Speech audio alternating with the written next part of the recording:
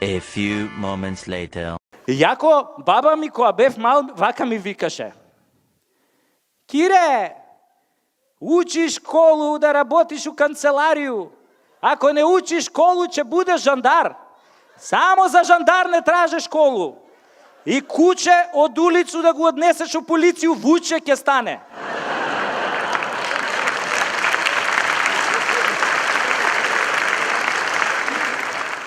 Ама ја не ја послушав, отидов у полиција. Луѓе, како ми стоела таа униформата, бе, кој ќе сум излегол на улица, бе, сите по мене се вртеле. Додуше ја малку врцкав со газето, ама тоа од навика. Толку ја сакав униформата, што дури сакав да иставам и розови еполети и копчиња, али не кев да провоцирам од почеток. Ама морам да ви признам, леле, пендракот колку сум го сакал. Абе, од раце не сум го испуштал. Дури си го ставав подпирница за време на спиење, она имаш тврдо она подпирница, али ти додека спиеш не знаеш дека е пендрак. И морам да ви признам, само еднаш сум го употребил у року служба. Имаше еден манијак што ги плашеше девојчињата умало, и јас сум го бркал, и ко сум го фатил, абе за пола саат со тоа пендракот сум го преваспитал. После плашеше само мушки. И така ја го земав пендракот после употребата и го однесов на хемиско, и таа што работи тамо ми вика: вика, господине полицај, следниот пат барем после интервенцијата стави или пред интервенцијата ставете му кондом. И добра сега. Арнама овие старшиниве разбраа како сум го преваспитал јас овој манијаков и ме пребација, ме однесоа во Увидна.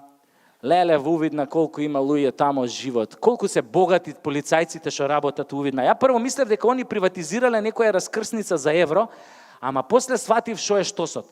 Седам ја така еден ден у тоа Крајслерот со колегата и лижеме сладолед на стапче. Кога сум со тој колега, многу лижеме и се такмичиме кој побрзо го излиже, тој искача надвор и лепи казни, значи негова смена.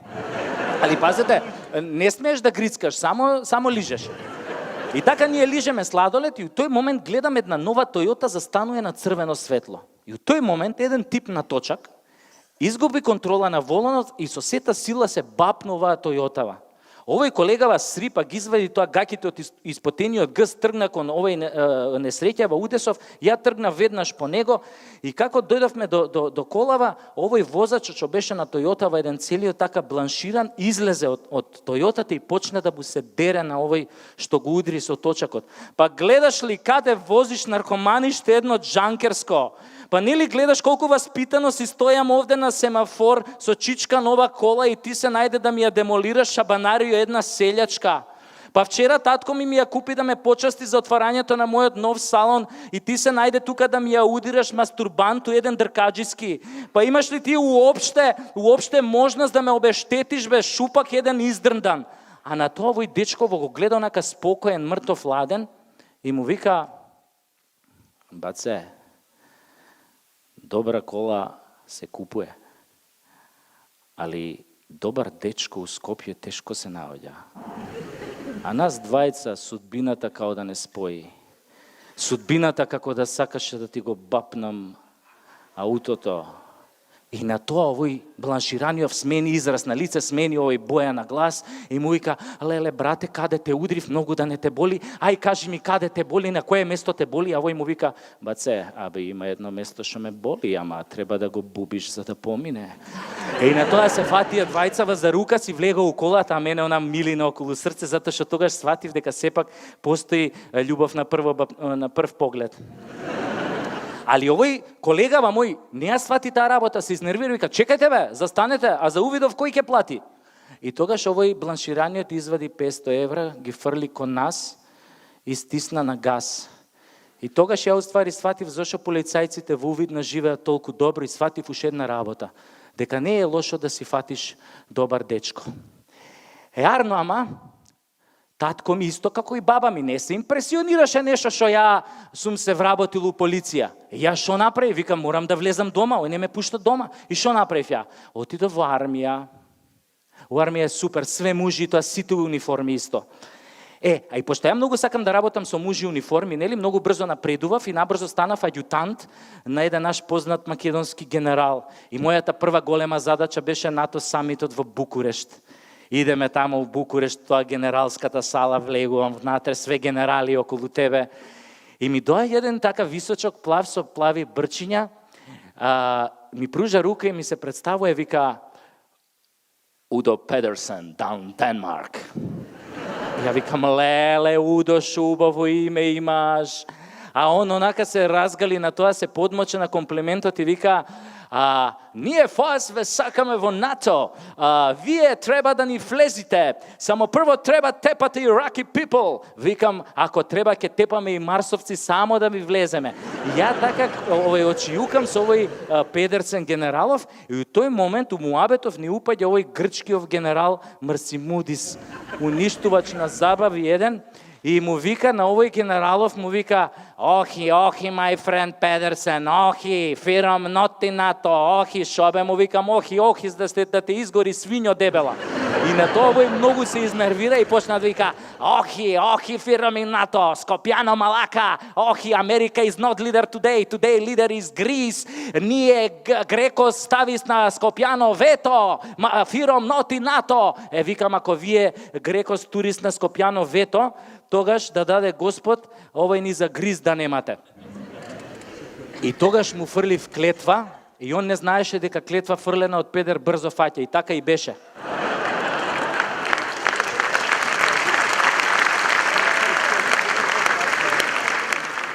Така и беше. Они нас ни ставија вето, и сега ни за гриз немаат. Ама мене многу ме зачуде. Зошто? На тој генералот Марсимудис цело време многу имаше поддршка и добиваше помош од овој францускиот генерал Турими Салама.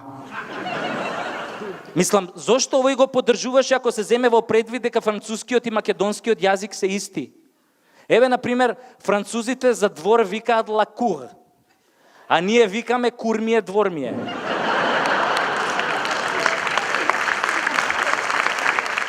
Ама тоа што бевме на самит, не значи дека останавме сами.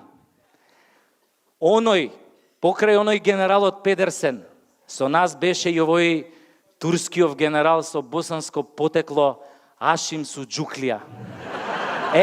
Он пред да стане генерал работел во босански гей хотлайн. Еднаш кога бев во неговата соба хотелска, он мене ми демонстрираше како го правел тоа. Дрпај ме засу. Мази ме рука, то ми ради, опколи ми муда уснама, уđi u me ko u životinju, torpediraј ми гусцу, 2 двојчице, 3 тројчице, 5, 8, ал sam se popalio, baš sam se popalio.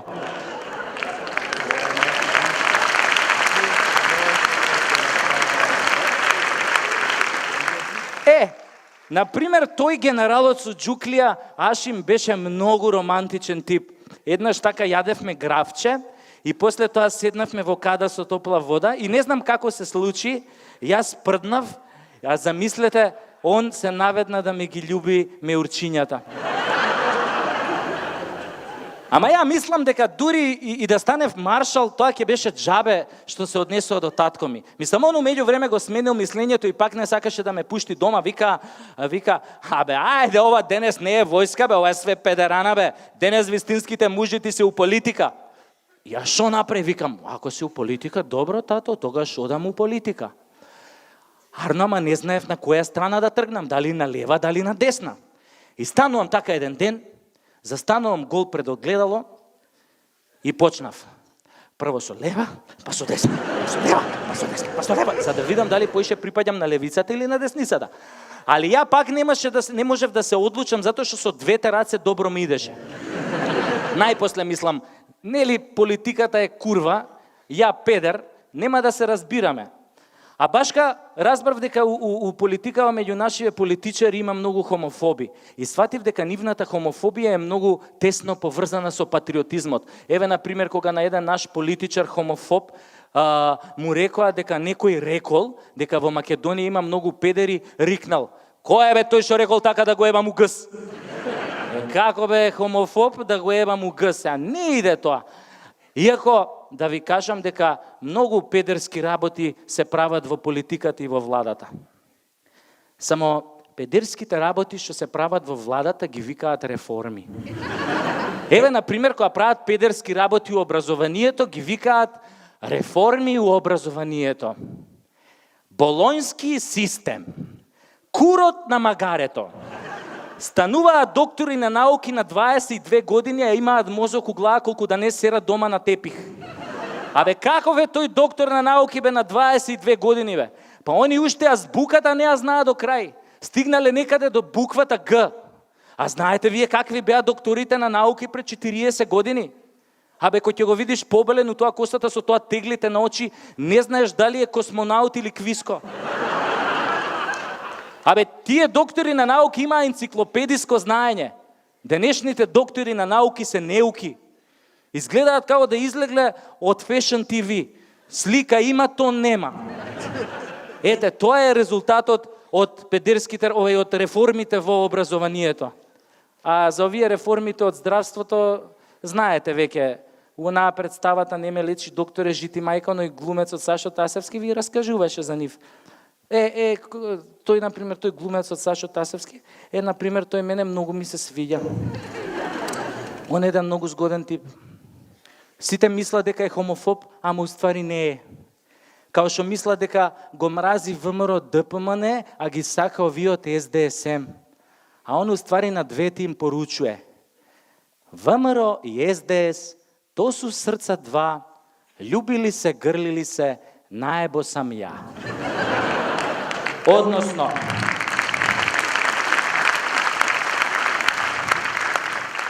Односно, наебо си ти, и ти, и ти, и ти,